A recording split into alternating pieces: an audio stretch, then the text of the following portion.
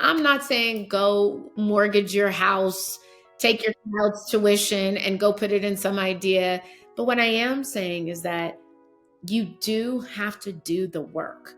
I pray every day, all day, but I also know that in order for God to answer my prayers, I also have to do the work. I have to put myself out there. I have to stand up. I have to do my homework. I have to do the research. I have to write the business plan. I have to call the retailer. I have to reach out to the founder. I got to actually write the book. You don't get a bestseller if you don't write a book. Hey friends, and welcome to the Next Best Thing podcast. I'm your host, Aundrea Cline-Thomas. I'm here to help you live the life that you design instead of choosing a life you think you have to settle for. Today's episode, it is for the dreamers. Those of y'all who are out there who are not afraid to roll up your sleeves and get to work. That is right. Today, I am talking to Kendra Bracken-Ferguson, a 3-time founder who is one of the biggest names in the beauty industry. Her current venture is a global conglomerate called Braintrust that includes the largest membership-based platform for beauty and wellness founders. What does that mean?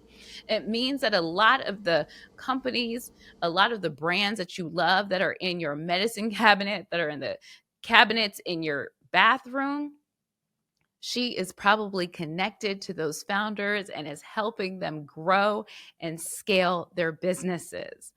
Now, I met Kendra through my sister friend, Timmy, who we give a shout out to at the beginning of the conversation. But Timmy took me to Kendra's book launch party. And earlier this year, she wrote this book, The Beauty of Success: Start, Grow, and Accelerate Your Brand.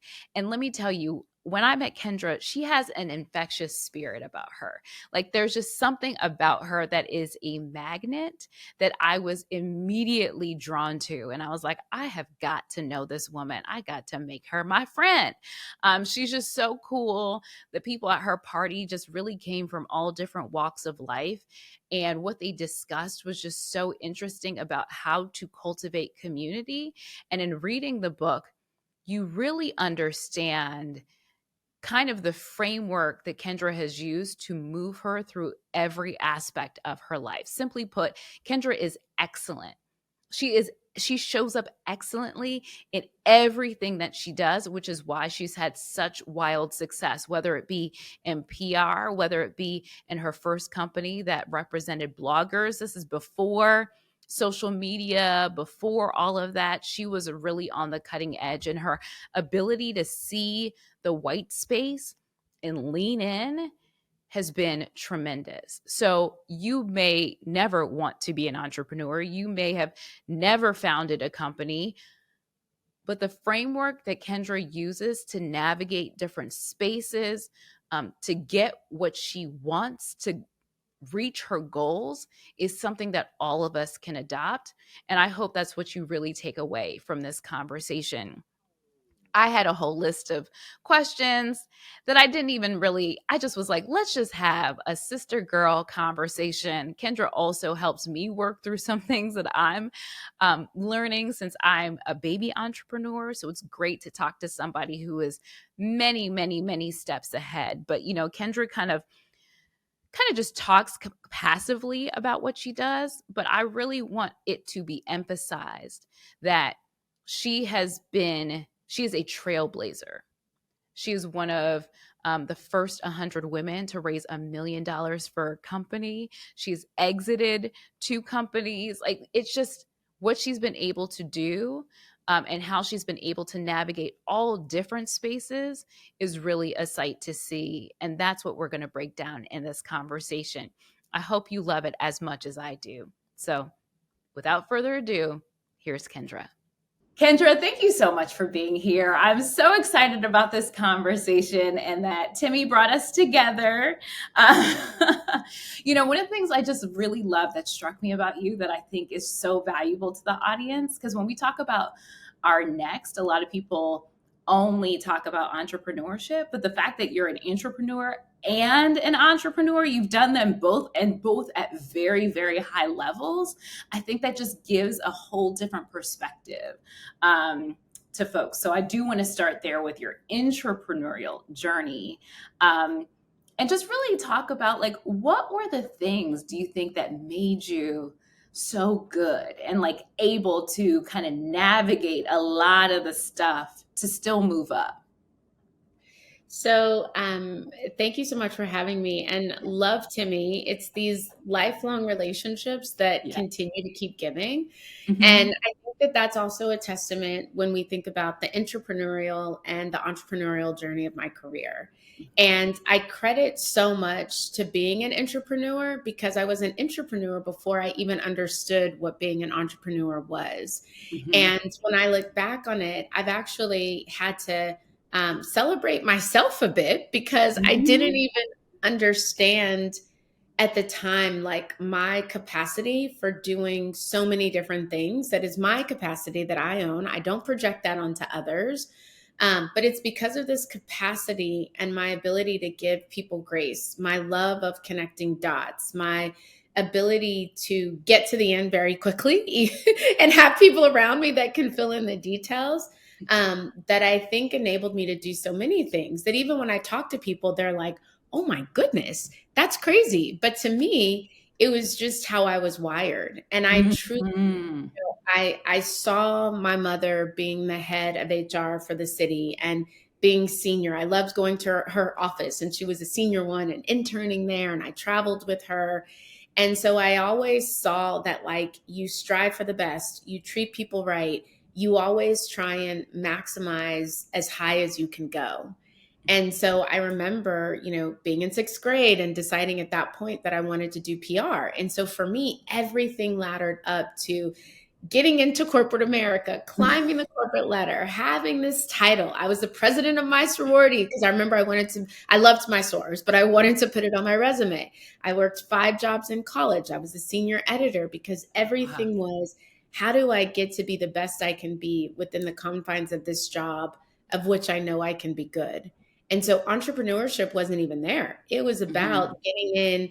I remember being at Fleishman Hillard, where I started my career, one of the largest PR agencies in the world, and taking on every project. Like I came in with a class of like 25, 30 people. And so I stayed late. I took on everything. I'd have 6 to 8 accounts at a time, but I loved it so much. And so it took me years to develop as a professional to also have so much respect and grace for how people process information and how we Hmm. all use our brains and our skill set to conquer our goals and to get things done. Yeah, I'm so glad you brought up capacity because I had that on my list of things to talk about because you talk about it in your book. I've got it earmarked here that I wanted to, because this is quite personal for me. Okay, this is something I've been working. This is something I've been thinking about. Here. Oh yeah, grab a book. We are on page 153. Yes. And you said I've known since kindergarten that I have a high capacity and high tolerance for work, developing big ideas and taking on projects. This capacity is one of my superpowers. However, I don't expect others to have the same capacity I do. We all contribute with our own gifts. When I get the comments, questions, or looks of disdain, I'm reminded of the jungle gym that I climb that fuels my energy, enables me to keep going. It reminds me that I'm not climbing a ladder, I'm on my own jungle gym of life. So I was like, so I've been struggling with this, okay? Because I too have a high capacity. And it's something that I've like tried to like quiet. But as you said, that's how my brain like so right now I'm doing the most, okay? But it's also in this space of Black women go lay down, go have this soft like, and so I have a hard time reconciling. My therapist has a hard time with me as well because I'm a worker.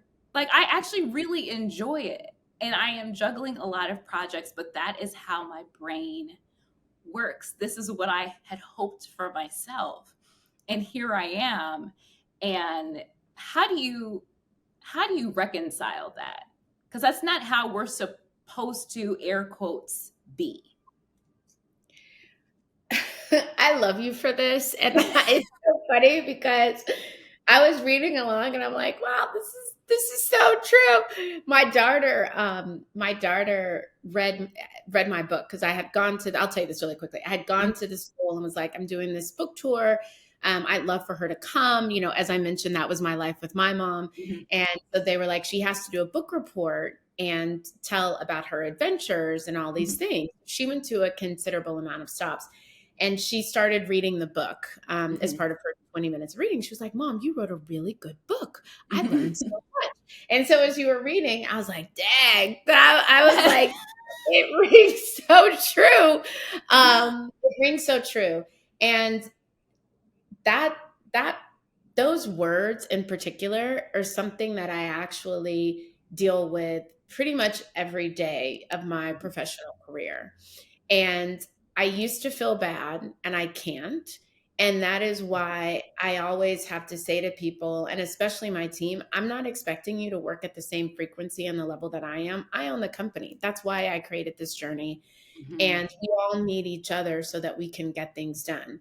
Because in the midst of that, I also understand how that is good and also how I can be my own worst enemy to myself and the progress that I'm trying to make. Mhm. And even when you talk about your therapist, I think about my executive coach, Julie Flanders, Mhm. and it is so spot on. We literally had a coaching session, like we had even changed our date because there were so many different things. And I've really had to create this chart actually that lines up my personal pillars and beliefs, which you've seen in the book: Mhm. community, mentorship, education, and capital.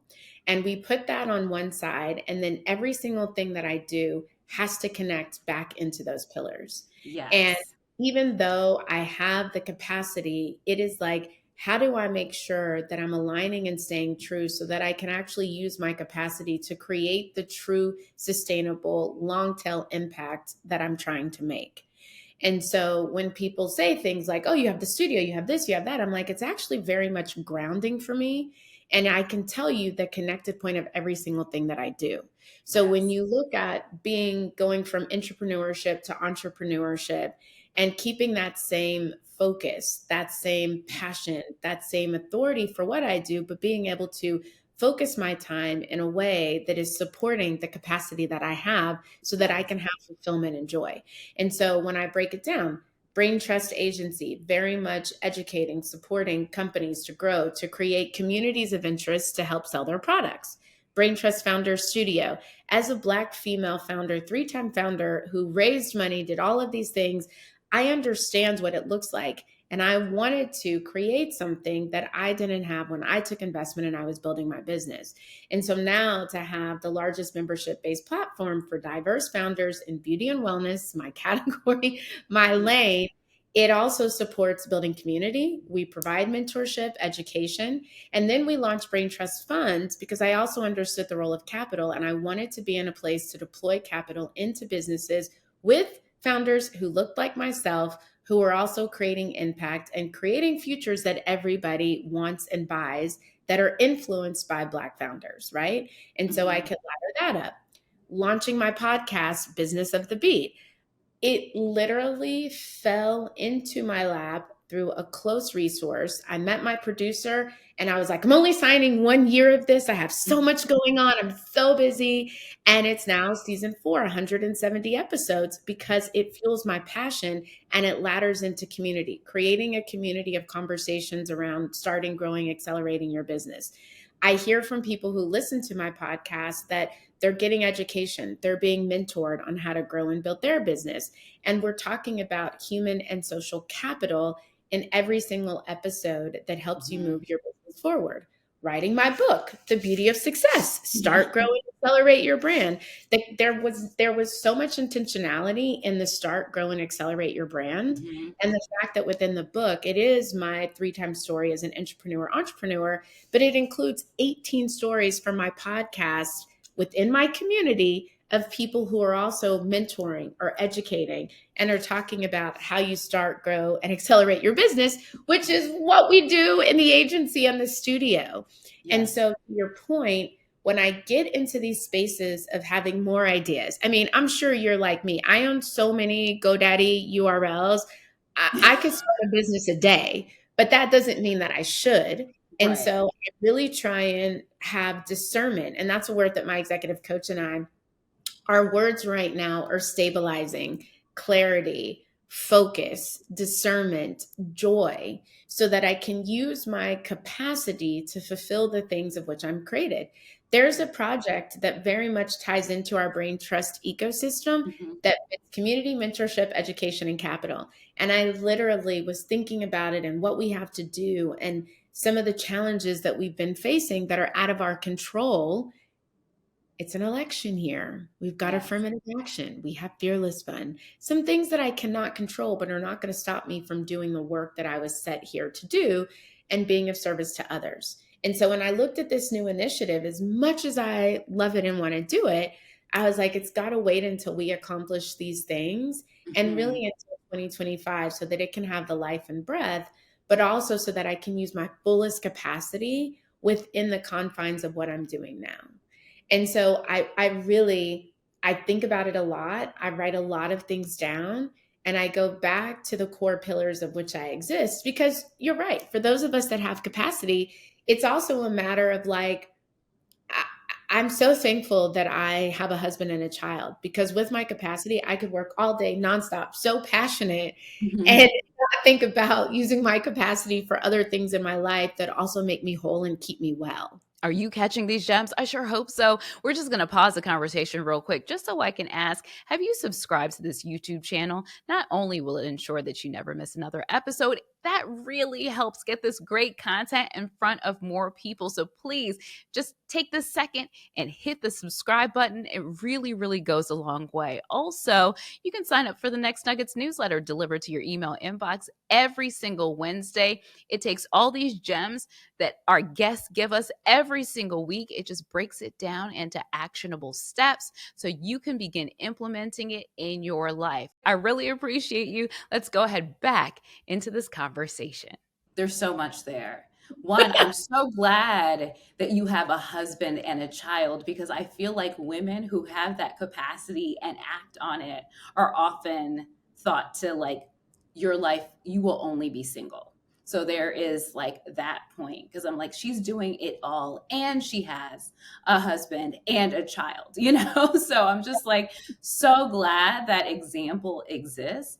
One of the things that because I'm a baby entrepreneur, I'm very new to it, and one of the things that's been hard for me is how do you introduce yourself when you're doing so many things while it has the it's all connected to you. How is it that you go into rooms and introduce yourself? Oh my gosh. I feel like that is such an important question and such a discussion. And I actually go back and forth on it a lot with my team. And we've had to really adjust based upon the space that I'm going into and the outcome that I want to have. Mhm. And so for me, and also my titles are really long. So Right, it's right. also like founder and CEO, Braintrust Founders Studio. Like if we did my full title for everything, it would just be overwhelming.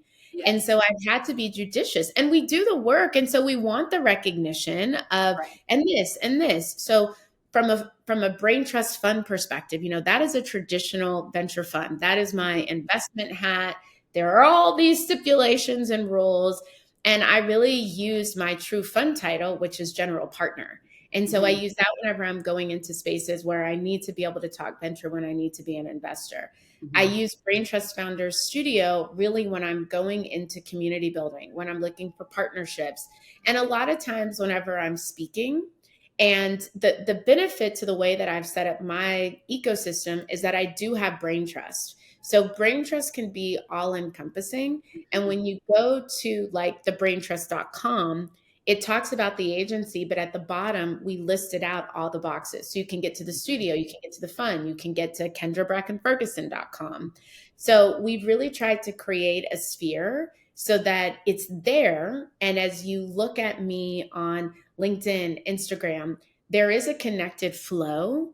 And so Mhm. you should be able to see the different aspects of what I'm doing. But we also use when it's me personal, because again, I am a big believer in a personal brand. Even if you are an entrepreneur, your company may or may not always be yours, which I have experienced. And Mm. may decide to do something else even greater. But what you will always have is yourself, your brand, and your name, right?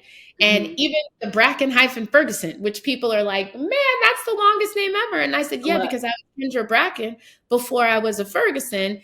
And I built an entire brand being Kendra Bracken. So we can Yeah. add to it, but what we can't do is remove my name. And Right. so my Kendra Bracken Ferguson.com is the place where you can go and see every single thing. And I think the beauty of it is that we do have to compartmentalize different spaces to make people understand. We Mhm. can get ourselves all day long, but people get very confused, especially as women and women who look like us, when they think that we have multiple titles. You can Yes. get Elon and this one and David and Dan and Roy out here being the CEO of $2 billion companies. And it's like, do you think he's okay? So I always think about like, what space am I going into? Which title is going to make other people feel comfortable and make Mhm. them understand why I should be in this space? And then how do I make sure that I'm portraying all of the elements and the aspects of me in the way that I want? And that's my Mhm. personal website. And that is my personal Instagram. And that is my personal LinkedIn. And so, from a back end of marketing and brand strategy, Mhm. all my SEO is working together to make sure that the pillars of which I exist, the role, and the impact that I want to make, and the legacy in terms of creating value, driving economic impact, all these things are shown through whichever title I'm using. Mhm. Let's put a pin in that because I do want to go back a little bit because you did talk about your pillars. And I think that's really important, whether no matter how you're showing up, right? Is that you're not, oftentimes I think we talk about jobs and roles, but not the why behind it. And you really structured your whole book about, let me start with these pillars and then let me tell you how these are manifesting and have manifested throughout my life. Talk about how you were able to, when did you recognize having pillars were necessary? And you already talked about how everything has to check those boxes and like align. But when did you realize that was necessary? And it wasn't just about going to another job or doing this other thing. It was really about who you wanted to be in this world. So I think that it started happening to me 20 about 2018, 2019, 2020. Hmm. And it's interesting because 2020 was such for dare I say all of us, but such a Yes. crystallizing moment in so many other aspects. And it's interesting because I was talking to somebody who was saying that like we never really all healed from No. everything that happened. We never really all healed, and the things that we took away from it, we're also struggling with saying that positive things came out of such tragedy and sadness. Hmm. But when we look at it through that lens of how did this experience make me better and what did I take, I really do credit the pillars, because even starting Digital Brand Architects, my first company, so much of my pillars were about the community aspect of what we were doing and how we were creating new voices and new narratives, right? And mentoring and educating. And I was always a mentor. I was always like trying to help someone do something better. I love education. I was on the advisory board of Purdue University, my alma mater. Hmm. I was always doing that. I have an endowment at Purdue for a Black freshman college student of need. All of that happened before we got to COVID. But what Hmm. happened was I started putting the pieces together, and it was actually because of capacity and time. Hmm. Time is something that I always struggle with. Like, how do you have enough time? Or we're so close in time, or I'm running late because of time. And so I remember thinking, and at that point, I had told my company, Braintrust, initially to CAA, GBG, and we were in an interesting pivot of, is this going to work or is it not going to work? Hmm. And I was constantly faced in a different way than I had been before on like integrity, values. What do you stand for? How are you going to let people treat you?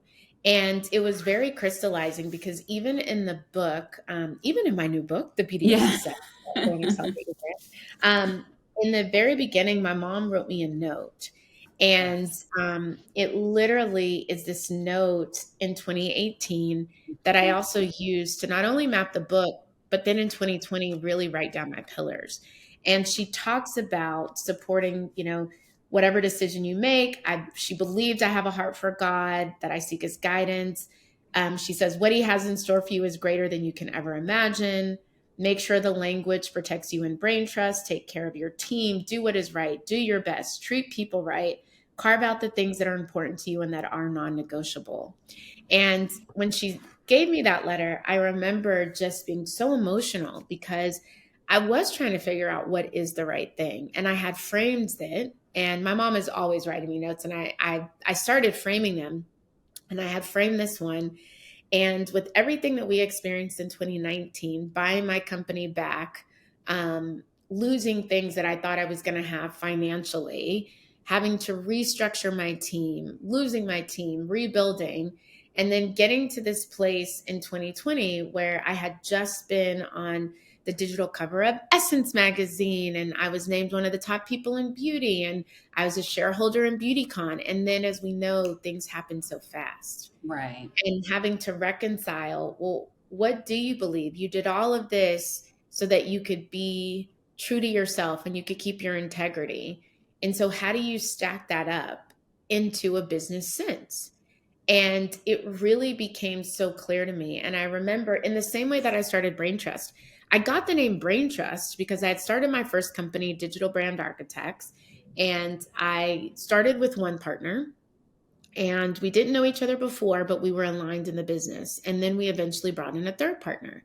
Mhm. And then it was during that time that we raised money. I became part of the first group of 100 Black women to raise more than $1 million. We raised two, brought in these investors. And it was such a challenging part of my life. And I was sitting in my office trying to decide, like, do you stay, do you go? I didn't agree with what was happening. And I literally was like, what do you believe? And it was, I believe that I don't want to be the smartest person in the room, nor do I want to be the only person, but I also love being around smart people. I love Mhm. smart people and learning. And I wrote brain. And then I was like, I also learned the value of integrity and like doing what you say, saying what you mean, again, treating people right. And I wrote trust, brain trust. And so, in all of these moments of trying to figure out, what is my company? How does it impact what I do? How do I bring it all together? It was in that moment that I just started kind of plotting out. Like, I believe in community. The only way that we're going to survive with these attacks and these murders is like we have to stand for something greater than ourselves, and that's Mhm. through community. And I do so much mentoring that I was also in this place of like, how do you scale mentoring? There's only so Mhm. many one on one mentoring conversations that are volunteer hours that we can do. Right. And I also believe in education. There's so much learning, and education can become such a divide, right? We even think about basic things like the internet. Like, Mhm. it can be such a divide. And we have been held like making sure Black people couldn't read, holding us down, burning our books, erasing our history. Like, we can never let education escape us, and we have to seek it.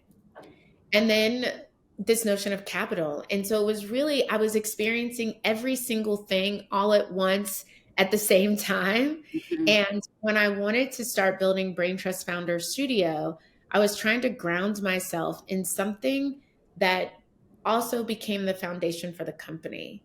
And it was literally putting the pillars together. And I kept writing them and writing them. And I was like, sis, this is what you've believed all along. And Mhm. the my book was also such a key piece of that as well, because the book came out this year, but as you know, writing a book, I've been working on this for years and years. Right. And it was it was such a, in every essence of your career, you can pinpoint times where these pillars led you further than you can imagine, gave you joy, gave you clarity, and gave you success.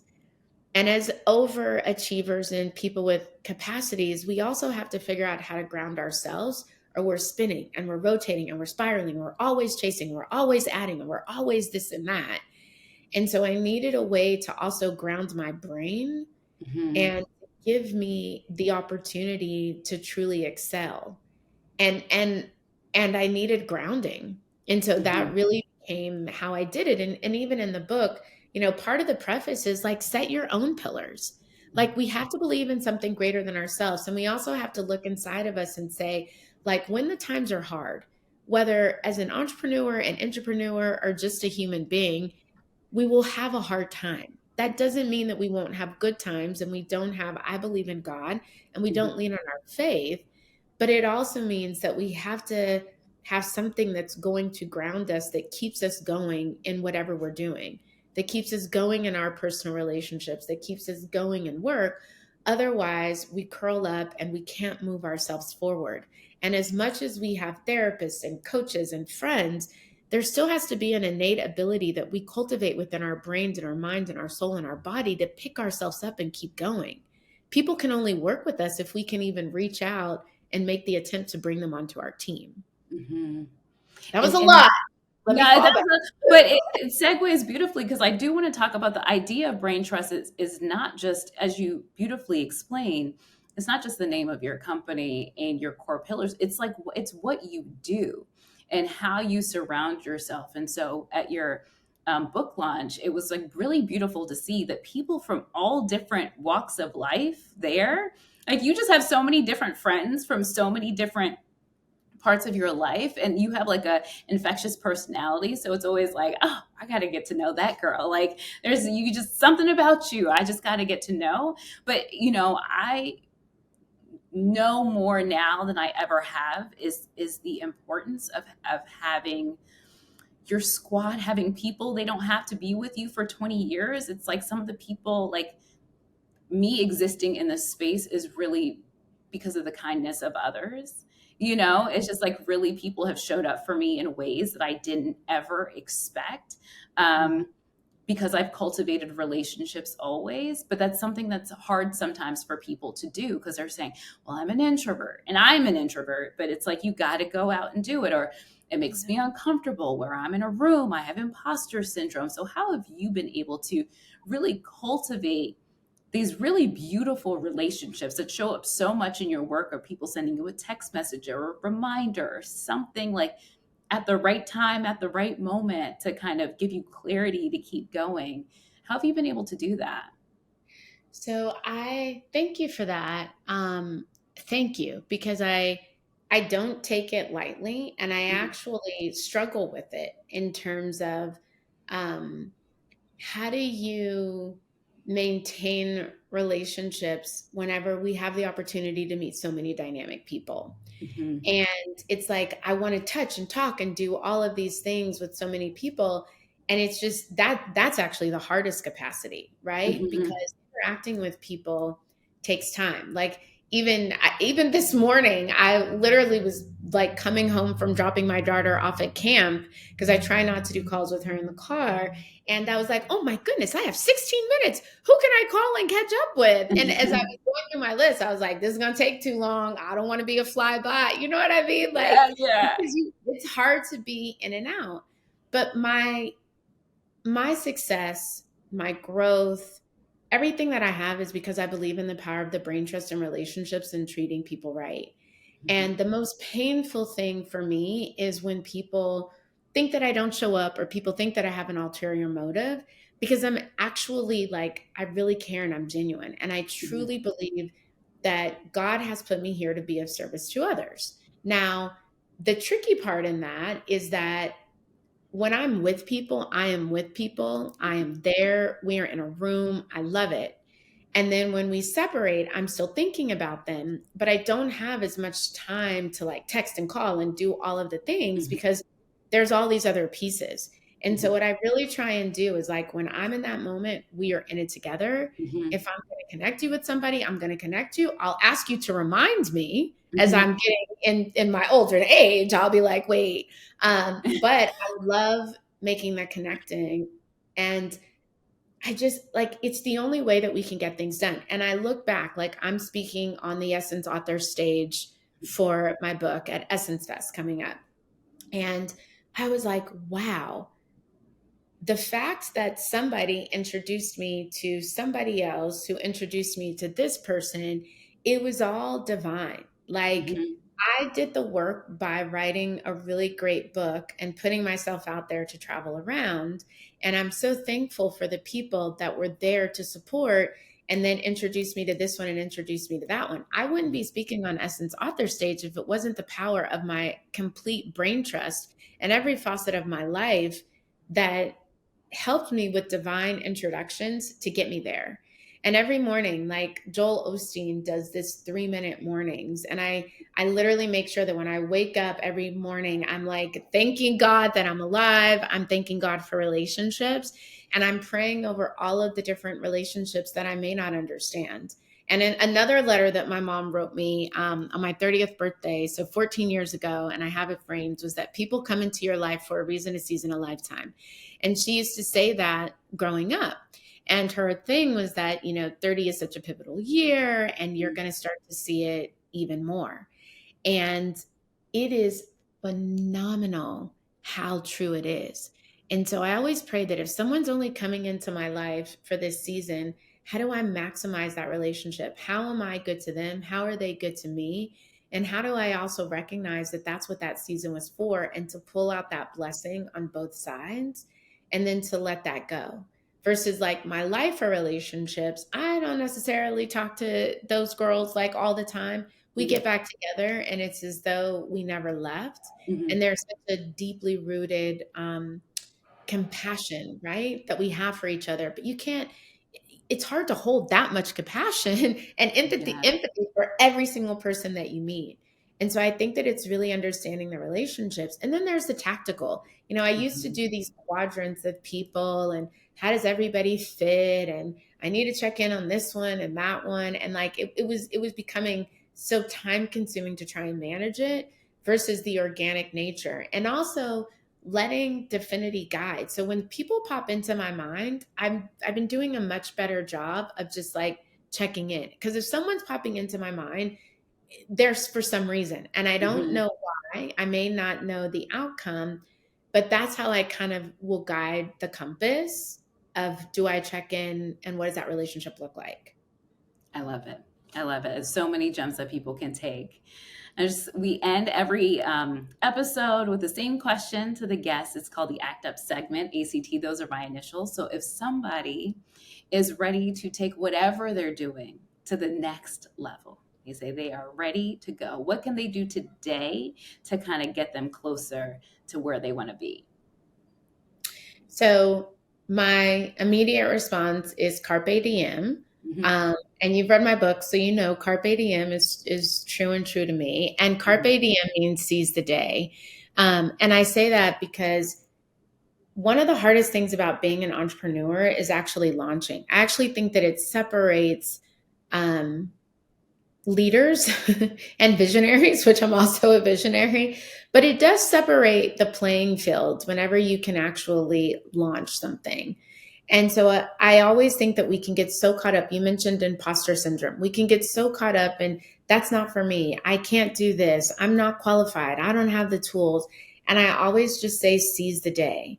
Because with anything, you can always pivot. You can always shift. You can always do something else, right? Like we can be the ones that put chains and shackles on us in a different way than even the external world. And so when we think about ACT, when we think about what can you do today, it is seize the day on whatever opportunity, whatever idea, whatever moment you want to have or create for yourself. And that might mean send the email, call the person, write the business plan, file for the LLC, get your EIN, all of the things that we think are holding us back. And then from a very, very tactical perspective on it, if someone is in the process of trying to start a business, I again think about this notion of acting because we can overanalyze and look, I have said this and people are like, but I don't have da da da da da. I'm not saying go mortgage your house, Right. take your child's tuition and go put it in some idea. But what I am saying is that you do have to do the work I pray every day, all day, but I also know that in order for God to answer my prayers, I also have to do the work.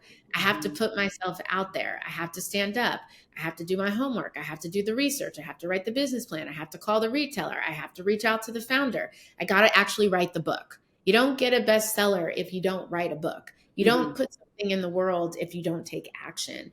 And so I think that we have to match our vision and our dream by moving it forward. And I think one of the hardest things for us to do is to figure out when it's time to pivot, when it's time to know that that idea may not work, but we're not even there yet. Right now, we're just talking about do the work, start it, go, and knowing that you can always change, you can always pivot and recreate something that is greater than what you thought you were going to create before.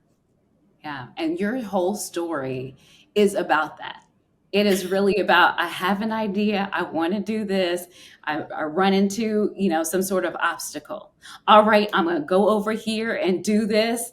It's going to work really, really well. And then there's an obstacle. All right, I'm going to run over here. I'm going to do it this way. So it is just, it's amazing. But you also demonstrate that what you learn along the way, because in the first year of this, we would say, when I first started this, we would say, no, a pivot and a plan B are not required, because I think that we're all on our plan A. It just looks different over time because we're taking everything that we've learned with us at each stop. And you've demonstrated that beautifully, that you have really taken, like, nothing has been wasted, essentially. Nothing has been wasted. And Oh so my, like, I love that. Nothing has been wasted. That, you know what? It's so crazy because I have an interesting relationship with the word failure because I just don't believe in it. yeah, I think that, like, look, are things always going to go according to plan? No way. We're no, human. This is like real life. So I may have set out to do one thing, to your point, and it didn't work the way that I thought. I sold my company thinking that it was going to be a totally different thing. It didn't work out the way that I thought, but I always go back, and to your point, I look at the lessons. Like, I do the exercise of writing it down, and I really do try and apply it. And that's why even right now I talk about stabilization, discernment. Like, what did I take and learn from each of these different situations? While it may have been different, that can help me be better, have a different outcome, strive for something in a different way than I did before. And I think that if we're constantly saying things like that was a failure, I think that it does impact us. And I think that we start to think that, like, if it wasn't this perfect dotted line, then it's a failure. If it didn't go the way that I wrote it, because ultimately we may not be in control of that. And so I think that we always have to look at it, pull out what we need to take. And even I was just praying on this the other day. I didn't like my behavior in something, and I had to let it go. And I literally was like, you need to get up, you need to go to yoga, and you need to meditate on, like, why didn't you like your behavior? What in your behavior didn't sit well with who you are or how you were going to get to your outcome? Because that behavior is not going to get you there. And I started deconstructing, and it actually came down to something that I had experienced in another thing. And so when I realized that, and I went back and I was just like, okay, what did you experience there? What was the outcome? How could you do different? And then and this is not like a 3-day process. This is literally right. like, let me be real with myself. Let me take a calm moment. Let me recognize that I did not act the way that I should have acted. Why? Analyze it and then approach it differently. And literally, I sent an email and I was just like, here's how we're all going to work together. This is what it's going to look like. And, like, we may not agree, but we can respect each other and we can respect the process. Because what I never want to do is lose that respect. And so I think that everything we have to be, and I talk about this, we have to figure out how to have the highest form of self-awareness for ourselves. Because when we can have that understanding of self-awareness, we're never going to always do the right thing. We're not always going to show up in the way that we want. We're going to be tired and we're going to be annoyed. But if we can understand that, catch ourselves and course correct it, that's how we get to the outcomes. If we can't learn and we can't course correct and we can't recognize that it wasn't the way that I wanted it to be, but there's going to be a different way, and accept that and pivot, then we're constantly trying to find something that's never going to fulfill us. And we have success every single day. We hit our goals every day. And so I'm just a big believer in that train of thought, in that notion of pivoting and looking and plotting and removing and analyzing and course correcting and going about our day and then releasing it and let it go. I can't be upset about my behavior anymore. It's done. Not going to do it. Let me just keep moving. Right. That's the thing. We all just have to keep moving and learning along the way. Kendra, thank you so much for this. Thank you for being here. I've so loved chatting with you. I could talk to you all day long. I really, really could. But I really appreciate your time. Thank you so much. Thank you so much for having me. I so appreciate you, and just thank you for your support. Yes. Oh, and how can we keep in touch with you? We're going to get the book. Everybody needs to get the book. And how else? How else can we support you? So I am at Kendra Bracken-Ferguson.com. And that is my website. And within my website, you can subscribe to my podcast, Business of the Beat. You can also subscribe on Apple, Pandora, Spotify, or anywhere else you listen to podcasts. Mm-hmm. You can pick up a copy of my book, The Beauty of Success, at Amazon, Barnes & Noble, Target, and a host of really amazing indie bookstores from here to Australia. You can follow me on Instagram. I'm Kendra Bracken-Ferguson. On LinkedIn, I'm Kendra Bracken. And yeah, those are all the ways. I'm quite accessible. Yes, we are putting them all in the description. Thank you again. Thank you. Thanks for listening to The Next Best Thing with Aundrea Cline-Thomas, a Mountain Court Media production. The music was written, recorded, and produced by Gavin Casey, also known as Dark Purple. Now, if you like what you heard, please subscribe, give us a 5-star rating, and write a comment on your favorite podcast platform. And don't forget to share it with friends. And I hope this episode helps you on your journey. See you next time.